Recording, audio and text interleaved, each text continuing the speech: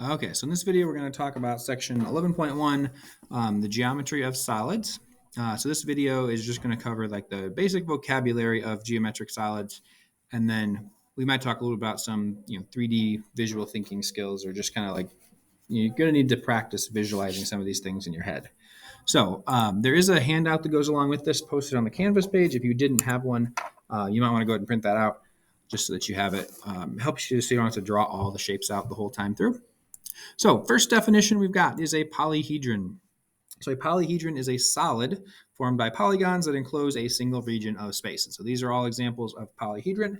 You'll see all of their faces are polygons. So this one's all squares. We've got triangles and squares. We've got pentagons and rectangles, or hexagons and rectangles. But they all have to be polygons, which means they're flat and they enclose a single region of space. And the last thing here, I guess, is that they are actually solid. We're not thinking about these as hollow objects. They are completely solid the whole way through. A few names here. We've got face, edge, and vertex. The face is just any of those polygons, so the flat polygonal surfaces of a polyhedron. This one has 6, this one has 5, this one has, 5, 7, and this one would have 8. The edges are the line segments. So anywhere where two faces meet, you're going to see a line segment. That is an edge. And then a vertex is the points of intersection of 3 or more edges. So they're kind of like the corners of the shape. So take a second, make sure you have those written down, and maybe even add the picture like that to point to them. Next up, we've got some names for different types of polyhedron, or different special kinds of polyhedron. I wouldn't anticipate you seeing these a whole lot, but they're good to know some of the basic ones. The first one, a tetrahedron. If you know what the prefix tetra means from tetris, it's 4. And so a tetrahedron is a 4-sided polyhedron. You got an example here. A hexahedron would be a 6-sided polyhedron. A heptahedron would be a 7-sided polyhedron. A decahedron would have 10. A dodecahedron would have 12. Usually the same prefixes as polygons, although like you can see here, tetrahedron is not the same prefix. A tetrahedron is the smallest number of faces you can have. It's not possible to have less than 4. And then we skipped a few of them. It's definitely possible to have 5 or 8 or 9 or anything like that. But the ones we usually say, these are some common ones you're going to see.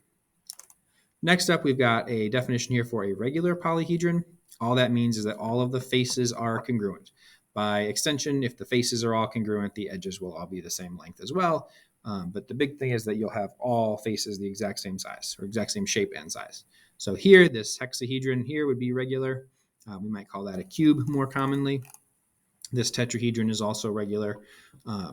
Anything that you can make a dice out of is usually a regular polyhedron. So a D4, a D6, or you've seen like a D20, which is a regular icosahedron. It's got 20 faces that are all exactly the same size, equilateral triangle.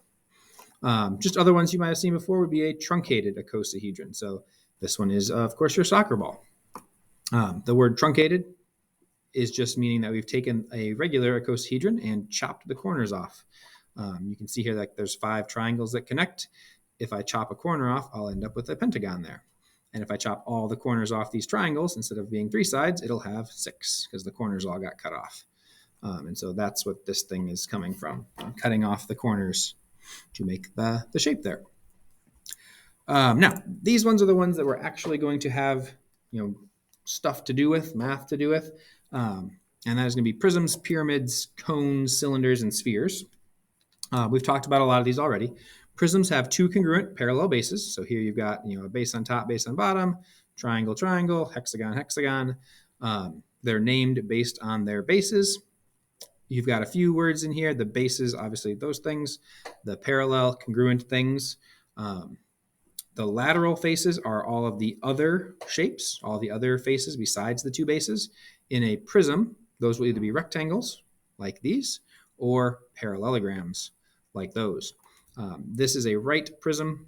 In a right prism, they will be rectangles, just like we saw in the surface area section. In an oblique prism, they're all going to be a little different. So this one looks like a parallelogram. Some of these are also parallelograms, but they might not be congruent to each other anymore. And so that's why we didn't talk about oblique prisms with surface area. With volume, the formula for volume on these is the same, whether they're oblique or right, and so we will have both in the volume section. Next up, we've got pyramids. Pyramids have only one base, and all the rest of the faces are triangles. So here we've got a triangular pyramid. Here we've got a trapezoidal pyramid. In this case, the lateral faces are those triangles. The lateral edges are the ones that connect up to the vertex. And then we've got our base, which is the one that might not be a triangle. It could be a triangle, but it might not be. Next up, we've got cylinders. Cylinders are not polyhedron. The two bases are circles, and so they're not polygons. And the lateral area is not a polygon either. It is curved. Yes, you can unroll it and make it into a rectangle, but it is curved in the actual figure, so it's not a polygon. You could have either right or oblique, just meaning whether the centers of the circles are directly above each other or slanted off to the side from each other. We've also got cones. Cones are like the pyramid version of cylinders. So we've got one base that is a circle, and then it just kind of goes up to a point on the other end. A right cone has that vertex directly above the center of the circle. An oblique cone, that point to that vertex is just shifted off a little bit. And then our last shape here is a sphere. A sphere is all the points in space that are equidistant from the center. So if you went from that center point 3 centimeters out, 3 centimeters out, 3 centimeters out, 3 centimeters, 3 centimeters in all three dimensions, you'd end up with a sphere. And then a half of a sphere is called a hemisphere. Same exact dimensions as like a circle. We have the center, you have the radius. You could talk about a diameter, you could talk about circumference. We'll eventually talk about how to find the surface area and volume of a sphere later on in this chapter. Okay, last one here is just a quick example, naming all of the lateral faces. In this case, it's a pyramid, so the lateral faces are these triangles, and so you'd have things like triangle ABE, or triangle BCE, or triangle DCE, or triangle ADE. Those would be your lateral faces.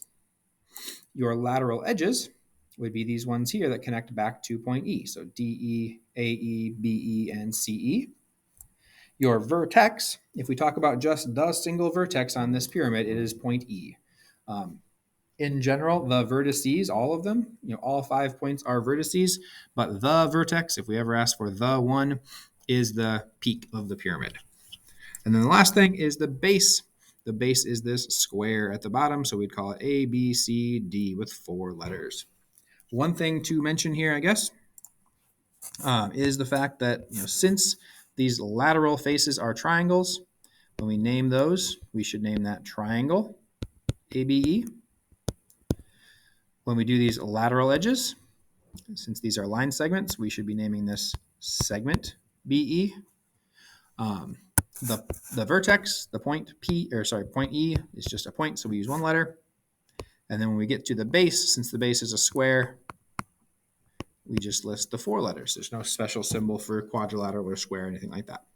Okay, and then the final thing, this is the homework. Most of this is just identifying, naming the bases, naming the lateral edges, naming the vertex. And then there's some matching and true false at the end there. Okay, I'll see you later.